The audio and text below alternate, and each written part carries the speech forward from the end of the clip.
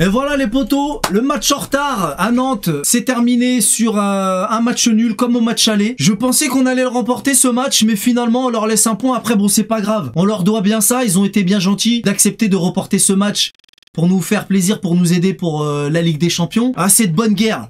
On est bon prince, c'est comme ça qu'on dit. Bref, en tout cas, ça se termine comme au match aller, mais Paris reste toujours invaincu. Alors c'est vrai que c'est chiant les équipes qui mettent constamment le bus devant nous. De manière, ça a été comme ça pendant toute la saison. Ça y est, on est habitué, hein. Nos joueurs sont habitués. C'est frustrant, c'est chiant, c'est ennuyeux surtout parce que on s'est encore bien fait chier pendant ce match. On va pas se mentir. Mais bon, pareil, on peut pas leur en vouloir parce que ils jouent le maintien contre la meilleure attaque d'Europe. Qui si tu veux qu'ils fassent d'autres en même temps. Bon.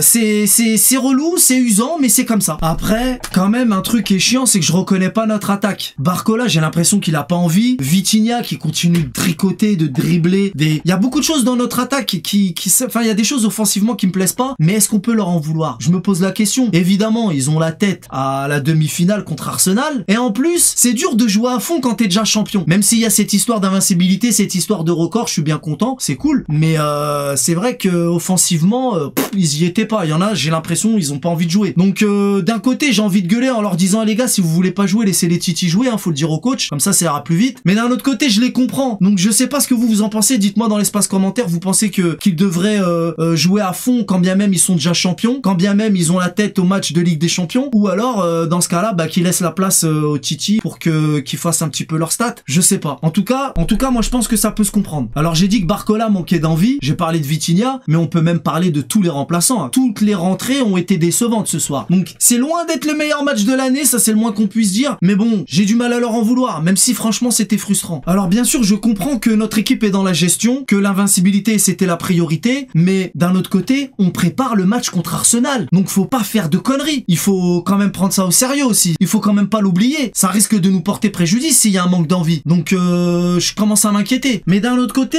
est-ce que tu peux réellement préparer un match de Ligue des Champions contre Nantes? Ah, tu vois, du coup, c'est l'histoire du verre à moitié vide ou à moitié plein. Est-ce que on reste dans la gestion ou est-ce que ça peut nous porter préjudice de ne pas préparer justement ce match contre Arsenal, mais contre qui? Contre Nantes. C'est pour ça que je me pose toutes ces questions. Dites-moi dans l'espace commentaire ce que vous en pensez vous. Mais en vrai, en vous le disant à l'instant, je réalise que ma réponse à moi, la réponse la plus juste pour moi, c'est le fait de rester dans la gestion parce que jusqu'à présent, on n'a pas de blessés. Et ça, c'est important, surtout en Ligue des Champions parce que la gestion actuellement, elle est magnifique. Tout se passe bien de ce côté-là. Donc, je pense que le mieux à faire c'était d'être dans la gestion comme ils l'ont fait. Après, il y a une histoire aussi de garder le rythme et les automatismes avec les joueurs. Bref, je fais confiance au coach et j'espère qu'on va retrouver notre Vitinha aussi parce que je l'ai pas reconnu ce soir. Ça c'est chiant, ça fait 2 fois que je le dis mais c'est vrai. Bref, je vais m'arrêter là, pas grand chose à dire. Ça m'a quand même fait plaisir de voir notre équipe jouer et puis surtout de la regarder avec vous en live comme d'habitude. C'est toujours un plaisir, c'est toujours un bonheur d'être ensemble. Et puis on se retrouve donc